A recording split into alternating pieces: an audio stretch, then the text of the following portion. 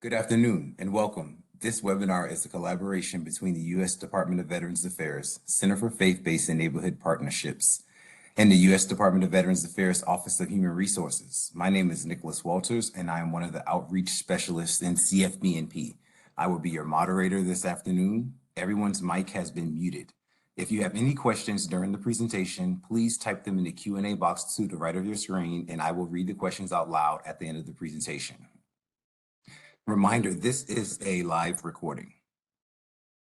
I would like to thank Dr. Andree Sutton for this collaboration, and we are grateful for her time today. Before we get started, I would like to introduce Mr. Conrad Washington, the Director for VA Center for Faith-Based and Neighborhood Partnerships. Conrad Washington serves as the Director of VA Center for Faith-Based and Neighborhood Partnerships. Mr. Washington retired from the United States Marine Corps with 20 years of active duty service with a combat tour in 2004 in support of Operation Enduring Iraqi Freedom. Mr. Washington is a licensed minister, actively serving in his faith. He received his master's degree of divinity in pastoral studies from Moody Theological Seminary. He also holds a MA in business administration and a bachelor's of science degree in education. Additionally, he is the graduate of VA's class of 2017 Virtual Aspiring Leaders Program. At this time, I give you Mr. Washington. Thank you, Nicholas. I appreciate it. And I want to take a few moments before I do anything to acknowledge the great team that I have here in this office in the Center for Faith. And that's Nicholas, who you just heard, Nicholas Walters.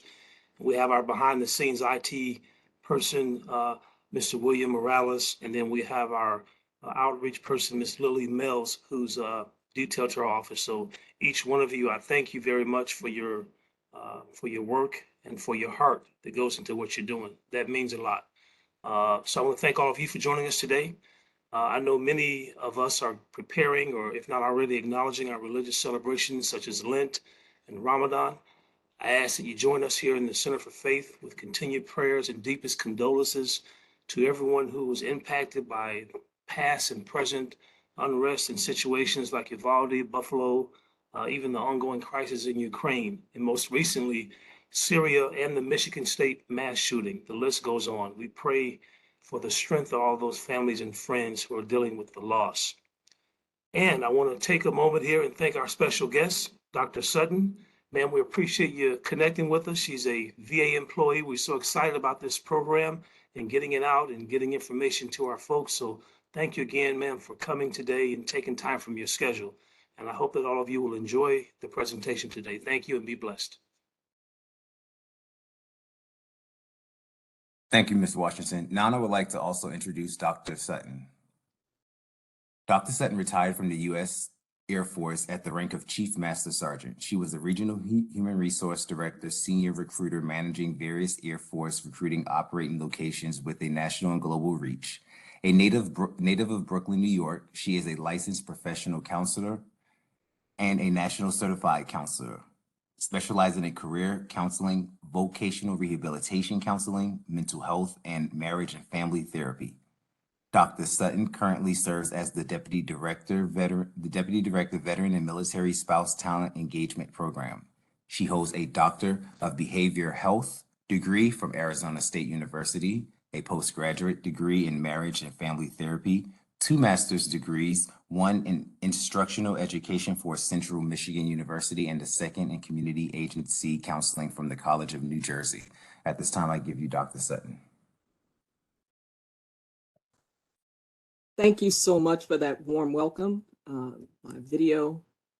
Okay, great. Thank you so much for that warm welcome. And it's been my privilege and honor to be with you all today. Director Washington, thank you so much for the kind invitation to be able to speak to such a dynamic group. So with that said, we'll go ahead and get started, and hopefully you will find this information to be useful for your support and your ever endeavoring, unwavering support of our veteran community from that standpoint. So thank you again, and we'll go on with the presentation.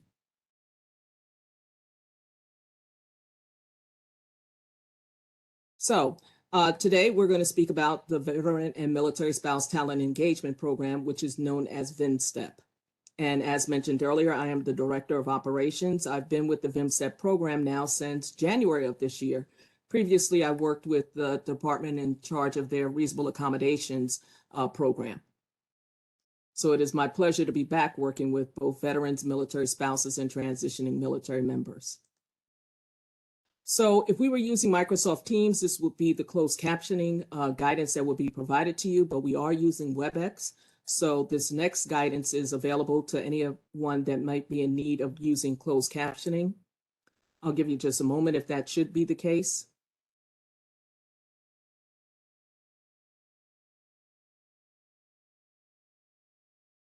Okay, great.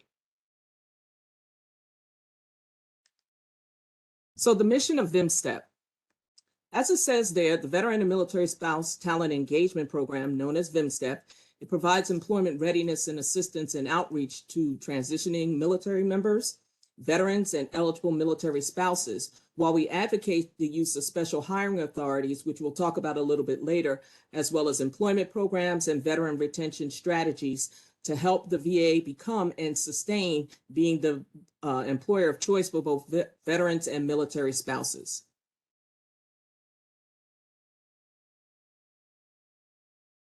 So as an employer, as it says here from Secretary McDonough, the VA strives to be a leader and employer of choice for the veterans, military spouses, veterans' families, survivors, caregivers, and families across the federal government. And by doing so, we bring the best employees to have heroes serving heroes.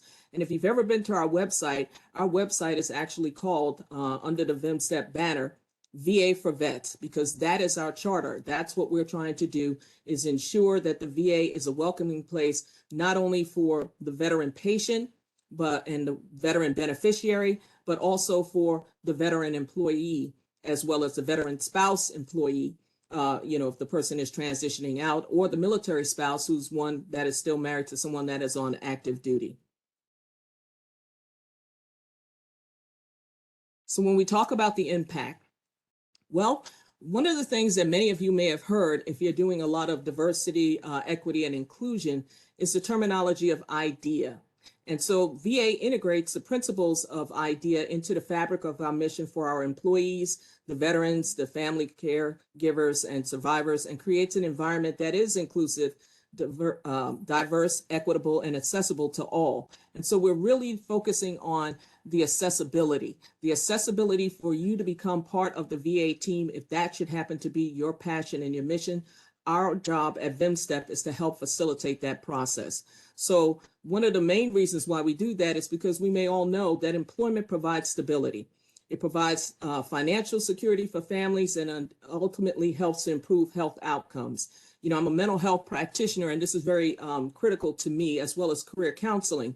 But, you know, we all, when we think about ourselves and when we meet other people, one of the things that most individuals typically ask us is, you know, what do you do for a living? That is just part of the American culture. And so when you're able to say something, I do this or I do that, and it's something that you have a passion for and something that, you know, you believe in, and you found that niche, that workplace, opportunity that makes you feel whole, then obviously we're going to have better mental health outcomes. It can help prevent suicide. It can help obviously alleviate homelessness when you have stable employment, caregiving, food insecurity, financial stability, and transition. So by providing employment opportunities for military spouses, when the military member is transitioning out, that's a good thing to know, that at least one of the two household incomes is stable. So transitioning can be very troubling for all individuals, no matter where you start or where you are in the military food chain. When you transition out, there's an air of uncertainty. Will I have a job the minute I walk out the door? What is life going to be like, whether I was in the military for 2 years, 4 years, 15 years, 20 years, or 30 years? You're transitioning out. And so that is a transition that is going to be challenging across the board. And if we can help that by providing stability, by providing employment for the spouse, then that can help ease all of the things that we just talked about, which are actual risk factors. So VMSTEP, our goal is to recruit, to hire, and to retain. So recruitment means engaging with networking and recruitment relationships, such as the one that we're trying to, sustain right now with the faith-based and you all as neighborhood partnerships. So we have outreach through marketing connections to help train our VA colleagues on how to recruit talent. We support and participate in job fairs for veterans as well as for transitioning military service members and military spouses. As a matter of fact, today I actually have my team participating in a Hiring Our Heroes event, which is at the Washington Hilton Hotel, as well as we try to support survivors. We collaborate with other federal agencies and partners. So we are part of Feds Hire Vets, which is a national program made up of all federal entities where they have the Veteran Employment Program officers, and we collaborate to come up with best practices on how we can each enhance opportunities for the targeted population group that we're talking about within our respective agencies. So we also encourage management to use special hiring authorities, which we'll talk about just a little bit coming up. And the special hiring authorities are ways that we can actually bring talent into the VA workforce much faster than going through the normal process. We also want to capture the attention of transitioning military service members through the use of a new program that's only been around for a couple of years now. It's called Skill Bridge. And that's basically building a pipeline for people that are transitioning off active duty within 6 months of their data separation into the workforce of the VA. And during that 6-month time period, they are basically kind of on an internship. So it gives the transitioning military member an opportunity to see what the organization, has to offer and to kind of know what it feels like to work within that organization. And it also gives the organization a chance to help facilitate that person in terms of whether or not they would be a good fit for them once they transition out. They're also looking to expand Skill Bridge for military spouses to provide them with an opportunity to do the same thing, but obviously there's no 6-month active duty, commitment that's required for that. One of the other partnerships that we've had for a very long time is Warriors to Workforce program, and we have links for that as well. And then the VA Veteran Health Administration and the Technical Career Field Program, the TCF, those are all programs that we try to work with veterans and military spouses to try to help them obtain employment within the VA. So our goal is to hire. We want culturally competent and a diverse workforce. Diversity and inclusion. I just came from the Office of Diversity and Inclusion Resolution Management, ORMDI, and basically that was our charter. That was our goal. We wanted to make sure that veterans and military spouses that come from a variety of different backgrounds and cultures, and they also will be bringing vast experience. They'll be bringing their own unique perspectives, their ideas, their thoughts, their educations and talents, and we want them to feel welcome. We want the VA to be something that reflects the community that we actually serve, and it helps us all better serve the veterans and their families and the survivors. So, but once we get folks on board, our goal, of course, is to retain them.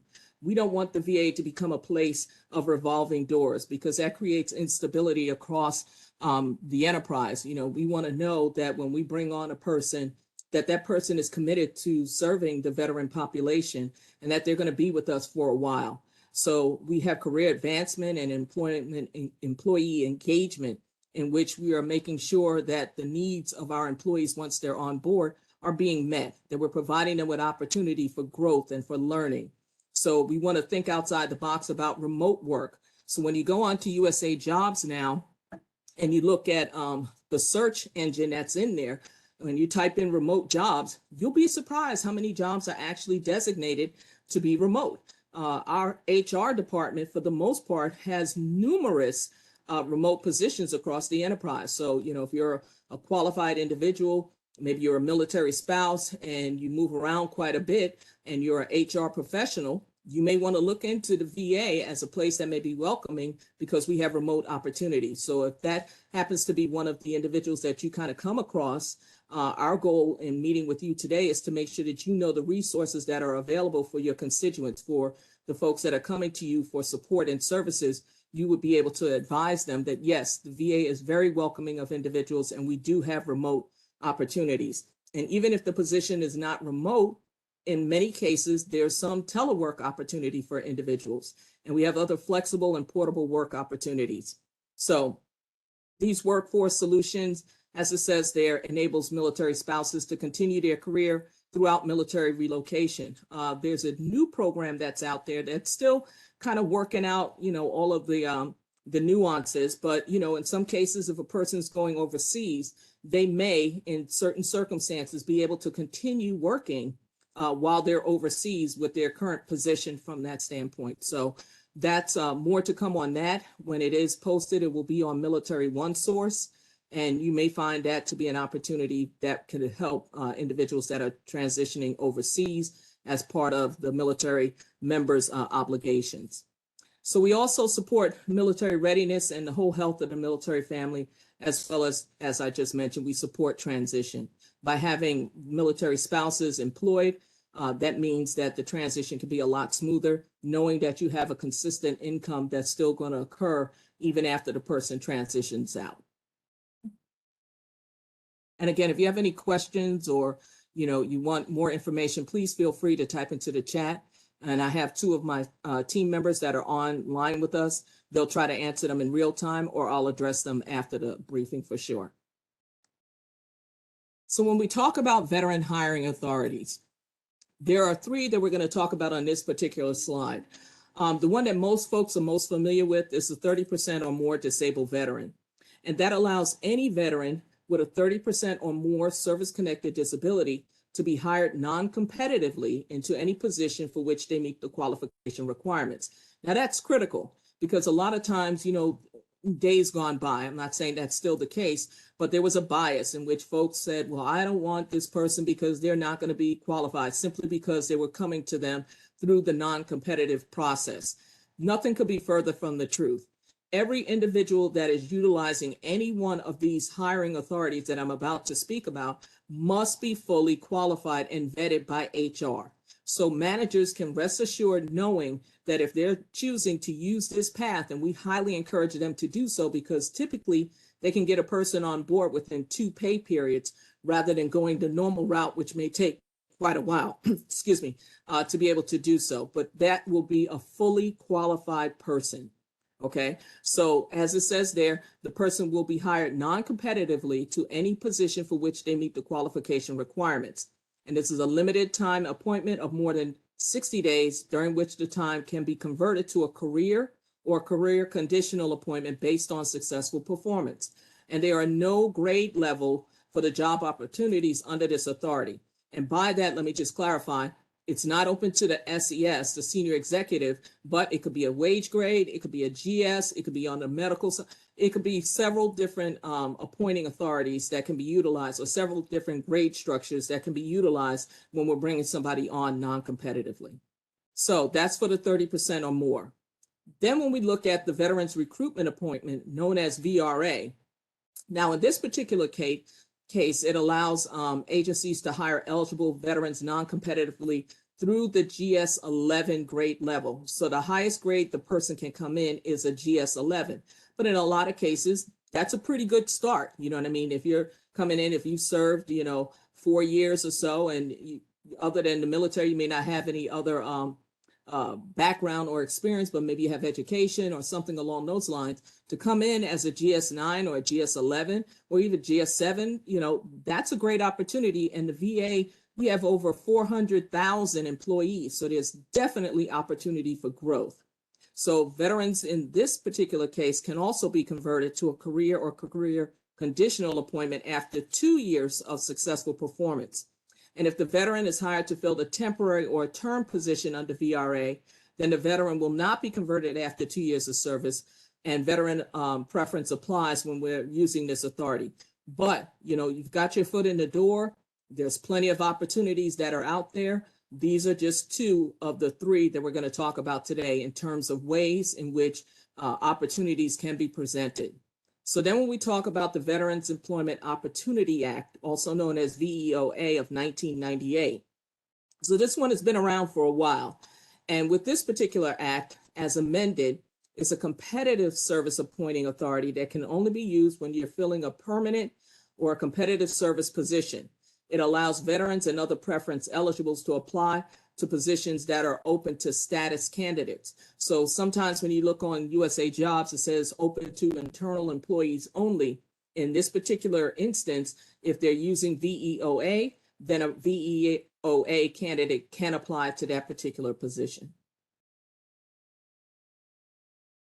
So when we talk about other authorities and programs, there's Schedule A. Now, Schedule A is open to agencies to non-competitively hire disabled veterans and other persons with disabilities who have a severe physical, psychological, or intellectual disabilities. And veterans can be converted to career or career conditional appointments based on successful performance.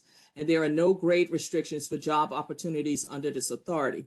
So that's yet another way we can expand the population group that we're talking about, but it can most certainly be used for veterans, for military spouses, and for transitioning military members, as long as they have a medical provider or a mental health provider or a vocational counselor that can actually complete the Schedule A letter. And the letter is very, very basic and generic from that aspect.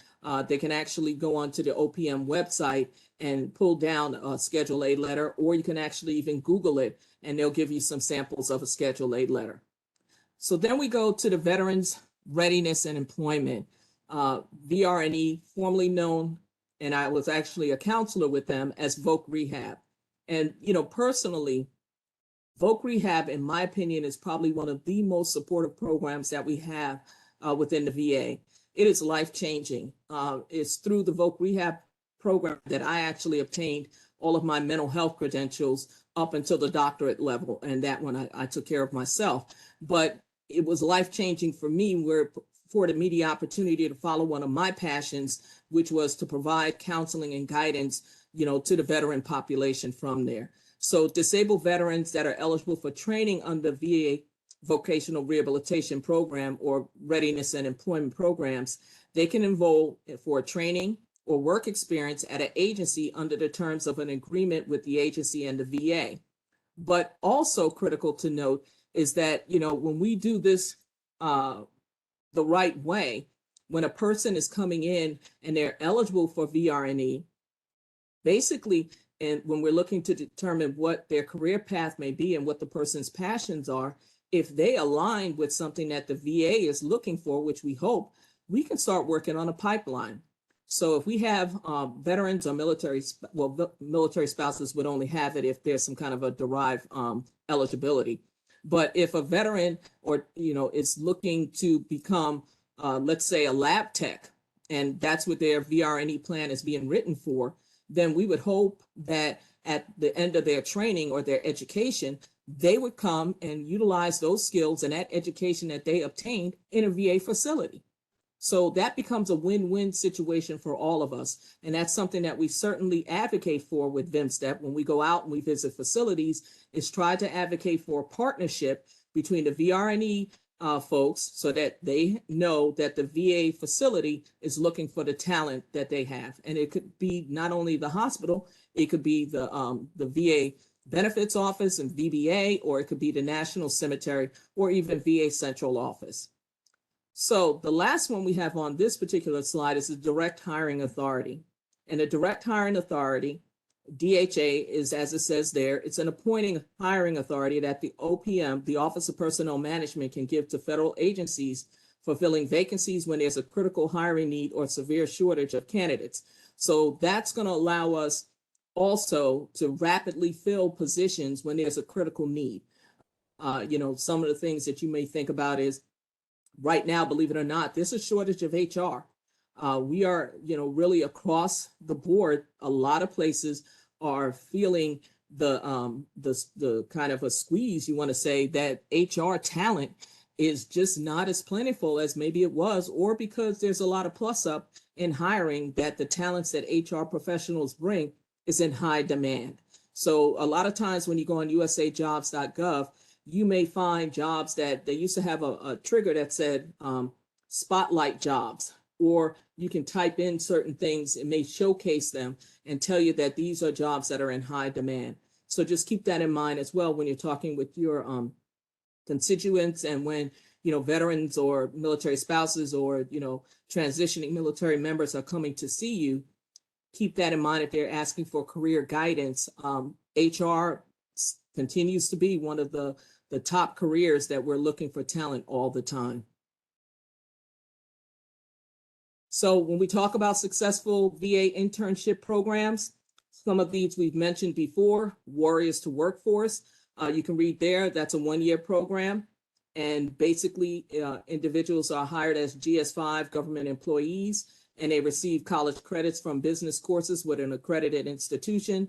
After they successfully complete the program, they're converted to a GS7 contract specialist and advance to the acquisition internship program. So that's a great career glide path for individuals that are interested in doing that type of work. Then we have the WARTAC, Warrior Training Advancement Course. And again, that's been around for a while. That is a 10 to 12 week education and employment program for wounded warriors and transitioning service members.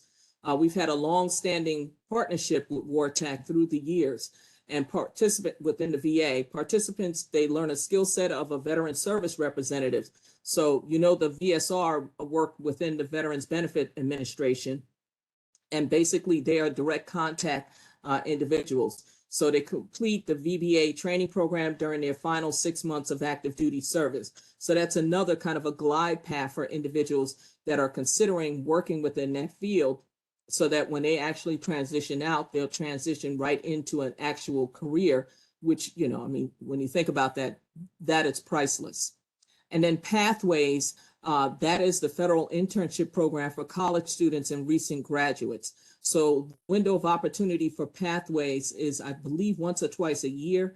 And there are, you know, individuals that we have within the VA that help facilitate that process and that program, as well as the Presidential Management Fellows Program. And then, of course, if you're looking for more information regarding either one of those two programs, you can go to usajobs.gov and then just type in student programs, and the information should pop up from there. So then we have GHAT, which is the department's Health Administration's Graduate Healthcare Administration and Training Program. There again, that's something out there to help facilitate a career path for individuals that are working within our health administration. And then on the final one on this particular slide is the Workforce Recruitment Program.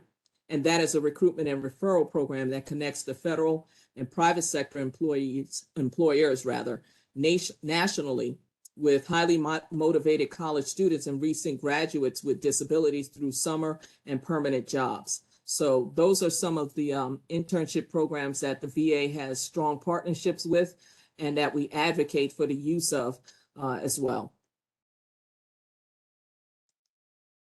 So when we talk about the Military Spouse Hiring Authority, I'm happy to say that a lot of attention is being paid to military spouses for the reasons that we spoke about earlier, because truly that provides stability to the active duty military member and ensures that, you know, there's financial stability as the person actually transitions out or as they move across, you know, the person's military career.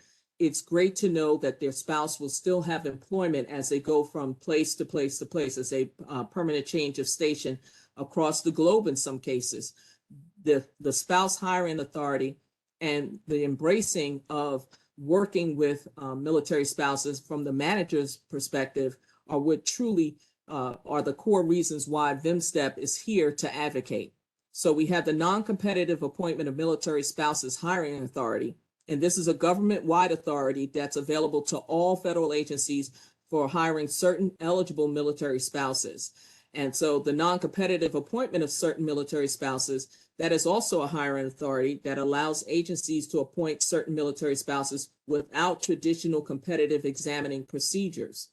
And so when we talk about this, it applies to the following categories of military spouses. So the first group are spouses of service members of the armed forces on active duty. That's where the military spouse terminology comes in. Then we have spouses of service members who incurred 100% disability because of their service members' active duty service. So that's pretty much known as a derived preference. And then that would also apply to spouses of service members who unfortunately were killed while they were on active duty. Those individuals would obtain the preferences from that perspective. And agencies can choose to utilize that authority by filling competitive service positions on a temporary basis, which means basically not to exceed 1 year, or a term appointment, which is more than 1 year, but not more than 4 years, or a permanent basis. So it's basically covering a wide variety of spectrums when we're talking about how long the position will actually last. We have to post the job opportunity announcement, or JOA, on usajobs.gov. So that actually is posted for a person to actually apply. And the spouses still must be found, they must apply, and they must be found qualified for the position. So there again, managers can rest assured that when they're receiving a referral of a military spouse, that is a person that is actually qualified for the position. So everyone here wants to make sure that, when you're taking care of our veteran population, we have the best and the brightest. By using these hiring authorities, you are still getting that same level of review by the HR side of the house to ensure that we're getting the best and the brightest into the workforce. And then the authority does not entitle spouses to an appointment over any other applicant. It is used at the discretion of the agency.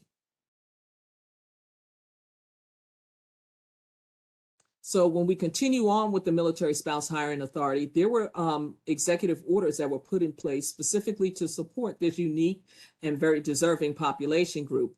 So the first one is Executive Order 13832. And it's critical to note when you look at all of these executive orders that recent changes to legislation has expanded the sunset date, because they were expected to expire this year in 2023. It's been expanded to 2028. So these executive orders will still be in place until 2028. And so the first one is enhancing the non-competitive civil service appointments of military spouses. And of course, the goal and objective is to encourage agencies to hire military spouses to the greatest extent possible. And we also have reporting requirements. So we report out on how many military spouses have actually entered into the VA workforce, and we do that on a monthly basis. And then you have the 2019 National Defense Authorization Act, and that one temporarily removed the provisions that limited the application of to a relocating military spouse. So that's no longer one of the major criteria that the person must be relocating, and they only had a very short window from there. So now, and they did not have to necessarily be going to the same place that the spouse was, the active duty member was going to.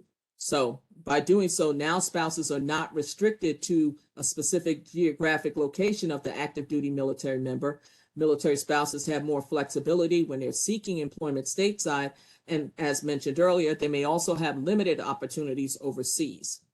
And then the last one is the one that I just kind of referred to, the 2023 NDAA section 4.1.